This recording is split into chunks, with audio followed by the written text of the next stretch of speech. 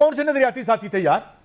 वही नजरिया था। In Security and Intelligence delegation, including the Secretary of the Research and Analysis Wing, the RAW agency, Parag Jain, met the Bangladesh Prime Minister Tariq Rahman. Barda दोनों रहनुमाओं की और अहम security मामलात के ऊपर दोनों ममालिक की जो गुफ्तगू शनीद है, ये सिलसिला भी जारी है। हाल ही में ये खबर सामने आई है कि भारत की खुफिया एजेंसी के सरबराह ने बांग्लादेश का दौरा किया। दोनों में क्या बातचीत हुई है? दोनों में जो भी बातचीत हुई है, प्रॉब्लम यह है कि इस बातचीत से पाकिस्तान को बहुत मसला है, बहुत प्रॉब्लम है।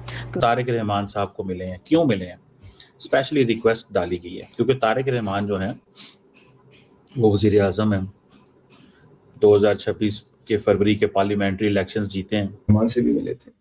यहाँ से रहमान की थोड़ी चाइना से दोस्तियां बढ़ रही है और यहाँ रहमान की डिपेंडेंस इंडिया पे है। रहमान किलसा हुआ शेख हसीना को लेके, और वहाँ जमाती इस चक्कर में कि रहमान की विकेट को, और इंडिया के लिए रहमान इज बेस्ट ऑप्शन है शेख हसीना।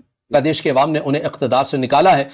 तब से भारत और बांग्लादेश के ताल्लुकात कुछ अच्छे नहीं हैं। विजिट ऐसे मामूल में हुआ करते थे, लेकिन अब तो मामूली हालात भी नहीं है, क्योंकि बांग्लादेश की जो आला क़यादत है उनकी मुलाकातें अभी उस तरह से इंडियन हुकाम के साथ नहीं हो रही है। उन्होंने कहा कि जी बांग्लादेश जो है वो एक और पाकिस्तान बन चुका है, और वो उन्होंने उसके कई एंगल्स निकलते हैं, यानी एक मुआशी तौर पर भी कहा जा सकता है।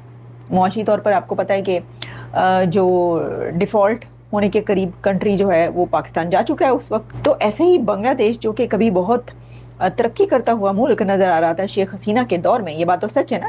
Defense Affairs Advisor. So it seems India and Bangladesh trying to arrive via discussions on the same page when it comes to intelligence sharing dynamics between the two countries. Modi साहब नहीं जाना चाहते, लेकिन वो चाहते हैं कि आए सलाम करें आके मोदी साहब को सलाम करें। यानी जो असल काम करने के हैं उसका तो कोई जिक्र ही नहीं है। पेट्रोल किधर जा रहा है? नमस्कार दोस्तों, जय हिंद। रॉ चीफ पराग जैन के ढाका पहुंचने की खबर सुनते ही पाकिस्तानी आईएसआई की पांव तले जमीन खिसक गई है। पिछले कुछ महीनों में बांग्लादेश में पाकिस्तान की दादागिरी बढ़ती जा रही थी, लेकिन मोहम्मद यूनुस के जाते ही भारत और इंडिया के रिश्ते फिर से ठीक होने लगे थे। वही अब रॉ की ढाका में एंट्री से पाकिस्तान को बहुत बड़ा सदमा लगा है। रॉ चीफ पराग जैन एक 4 मेंबर्स डेलीगेशन के साथ अचानक ढाका पहुंचे हुए हैं। डीजीएफआई के इनविटेशन पे हुई इस विजिट में उन्होंने बांग्लादेश के top defence adviser, home minister और सिक्योरिटी एजेंसी से बातचीत की। इसी बीच इंडियन हाई कमीशन ने प्राइम मिनिस्टर तारिक रहमान से मुलाकात भी की और डिप्लोमेटिक टाइज को फिर से रीसेट करने की कोशिश की। वही ये विजिट देख पाक मीडिया का रोना फिर से शुरू हो गया है। पाकिस्तान पिछले 1.5 सालों से ढाका में आईएसआई का नेटवर्क और ऑफिस खोल के भारत के खिलाफ एक और फ्रंट खोलने की कोशिश कर रहा था, जिसे रॉ चीफ की मौजूदगी ने उसके सारे सीक्रेट प्लान पर पानी फेर दिया है। भारत और बांग्लादेश अवामी सतह के ऊपर बयानात की हद तक मामला कुछ और नजर आ रहा है, लेकिन पसे पर्दा दोनों रहनुमाओं की और अहम सिक्योरिटी मामलात के ऊपर दोनों ममालिक की जो गुफ्तगू शनीद है, ये सिलसिला भी जारी है। हाल ही में ये खबर सामने आई है कि भारत की खुफिया एजेंसी के सरबराह ने बांग्लादेश का दौरा किया। गो कि इस विजिट को मामूल का विजिट कहा जा रहा है और बताया जा रहा है कि हर 2 साल के बाद ऐसा जो विजिट है ये प्लान होता है। लेकिन आपके सामने है कि जब से शेख हसीना वाजिद गई हैं, बांग्लादेश के अवाम ने उन्हें इक़्तिदार से निकाला है। तब से भारत और बांग्लादेश के ताल्लुकात कुछ अच्छे नहीं हैं। विजिट ऐसे मामूल में हुआ करते थे, लेकिन अब तो मामूली हालात भी नहीं है, क्योंकि बांग्लादेश की जो आला क़यादत है उनकी मुलाकातें अभी उस तरह से इंडियन हुकाम के साथ नहीं हो रही है, और ना ही इंडियन हुकाम तक वैसी जो मुलाकातें हैं जो पहले शेख हसीना वाजिद के टेन्योर में हुआ करती थी, ना ही बांग्लादेशी हुकाम वो मुलाकातें कर रहे हैं। तो ऐसे में भारत की खुफिया एजेंसी के सरबराह का बांग्लादेश का विजिट करना ज़ाहिर है ये इन तमाम तर चीज़ों को इंडिकेट करता है कि भारत मुमकिन तौर पर और अपनी पूरी कोशिश करेगा कि किसी भी तरह बांग्लादेश को दूसरे कैंप में जाने से रोका जाए। ऐसा ना हो कि वो चीन के कैंप में पूरी तरह से चला जाए, ऐसा ना हो कि वो पाकिस्तान के साथ अपने ताल्लुकात को मजीद मजबूत कर ले। और इसके अलावा ये भी चीज़ सामने आ रही है कि उनकी बांग्लादेश के वज़ीर आज़म तारिक रहमान के मुशीर बराए अमूर दिफा brigadier general retired doctor AKM Shamsul Islam से भी मुलाकात हुई है। ये मुलाकात दोनों ममालिक के दरमियान हालिया कशीदगी के बावजूद ताल्लुकात को मुस्तहकम करने और बैक चैनल डिप्लोमेसी के जरिए एतमाद बहाल करने की वाज़ेह कोशिश नजर आ रही है। इसके अलावा भारत की खुफिया एजेंसी के सरबराह ने 4 रुकनी भारतीय वफ़द की क़यादत की है, जिसमें अशोक और राहिल नेगी और इसके अलावा शेबाल राय चौधरी भी शामिल थे।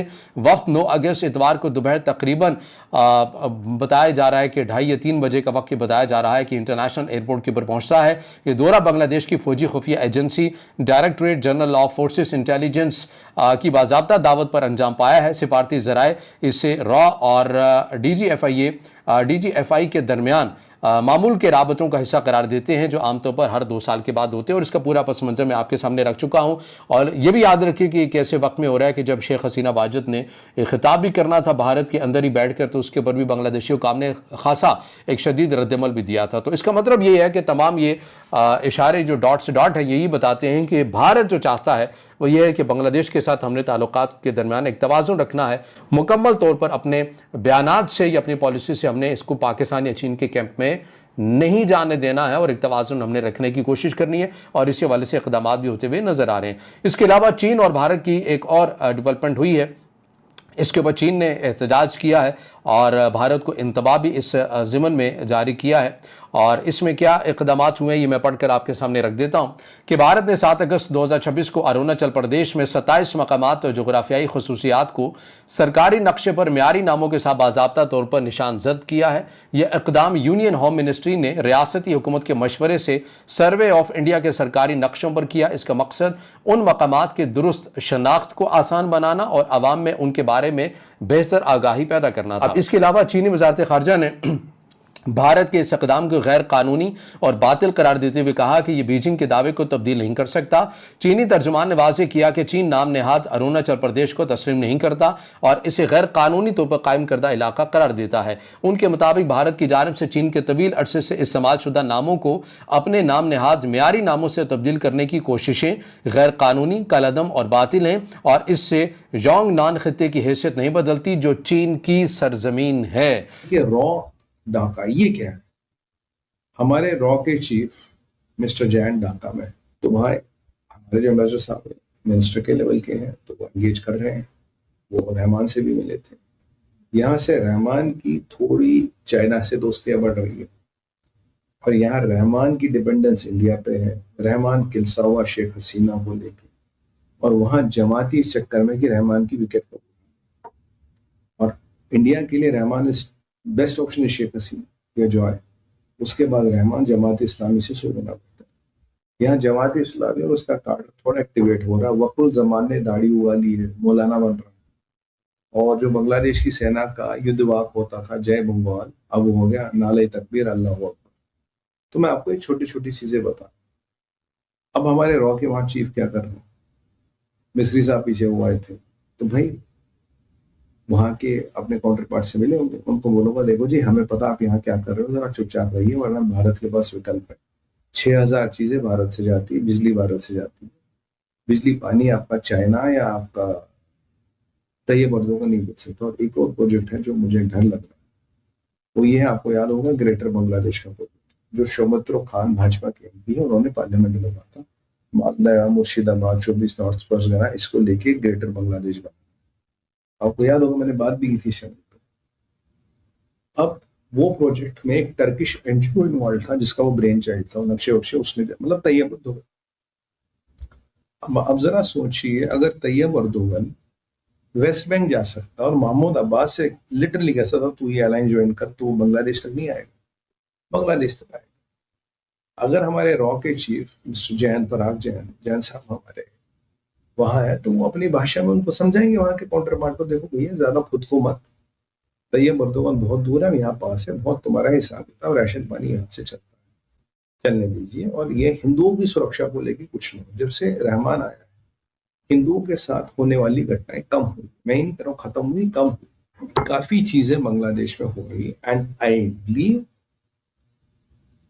Rahman has been already approached by फिदाल हकान as on date for Dhaka, ये मक्का